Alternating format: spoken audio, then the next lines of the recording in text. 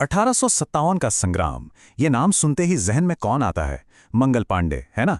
लेकिन इतिहास में एक और नायक हैं जिनकी कहानी कहीं दबकर रह गई। एक ऐसा नायक जिसे छत्तीसगढ़ का मंगल पांडे कहा जाता है। तो चलिए आज इतिहास के उन्हीं पन्नों को पलटते हैं और जानते हैं हनुमान सिंह की कहानी। अब सोचिए, ये कोई छोटा मोटा खिताब नहीं है। ये तुलना ही अपने आप में बताती है कि उस एक सैनिक के दिल में कितनी बड़ी आग जल रही होगी। आइए इस कहानी की गहराई में चलते हैं। तो बात है साल 1857 की। पूरे देश में अंग्रेजी हुकूमत के खिलाफ एक लहर सी उठ रही थी। विद्रोह की आग हर तरफ फैल रही थी और इसी आग की एक चिंगारी छत्तीसगढ़ के रायपुर में भी सुलग रही थी, बस मौके का इंतजार कर रही थी।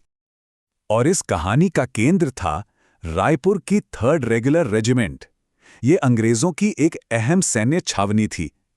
ऊपर से देखने में तो सब कुछ बिल्कुल शांत था, पर अंदर ही अंदर एक बहुत बड़ी बगावत की तैयारी चल रही थी।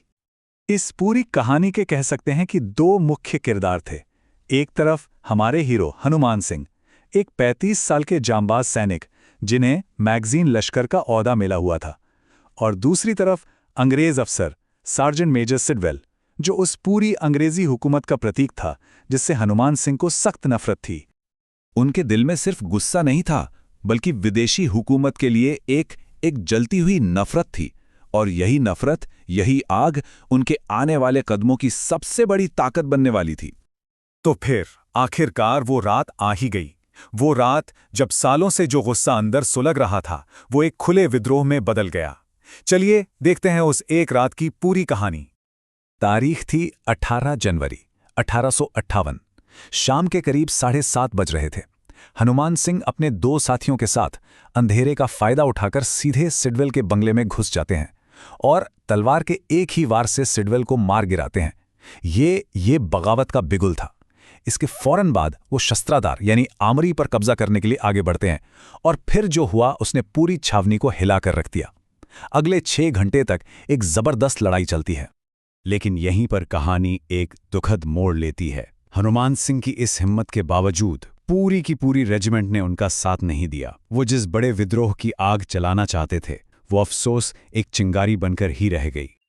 अब शुरू होती है घेराबंदी और फरारी की कहानी। एक ऐसी लड़ाई जहां मुट्ठी भर जांबाजों का सामना एक बहुत बड़ी और ताकतवर फौज से था। सिचुएशन बहुत ज्यादा गंभीर हो चुकी थी।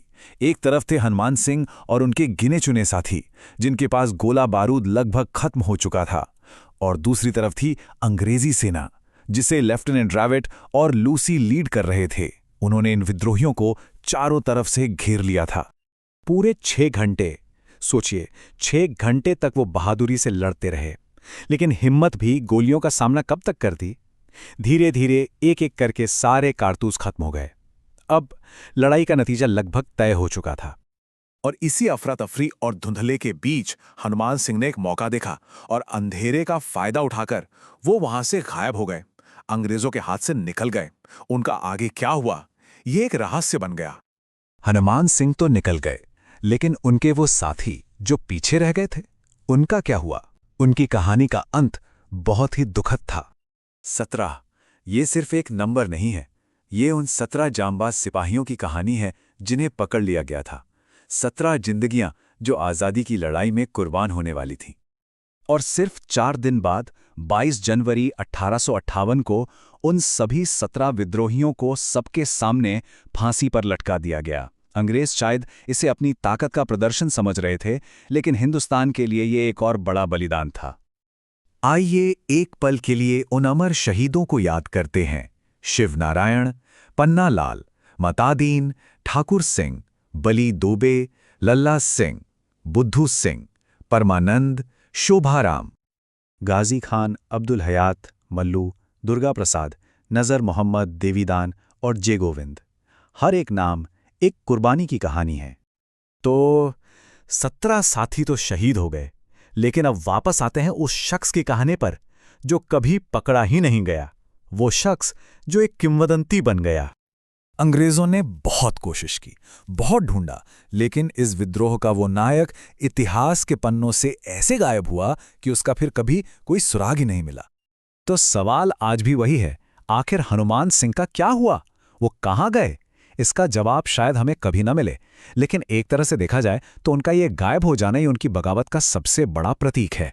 एक ऐसी चिंगारी जो अंग्रेजों के हाथ कभी नहीं आई और आज़ादी की एक ऐसी लौ जो कभी नहीं बुझी।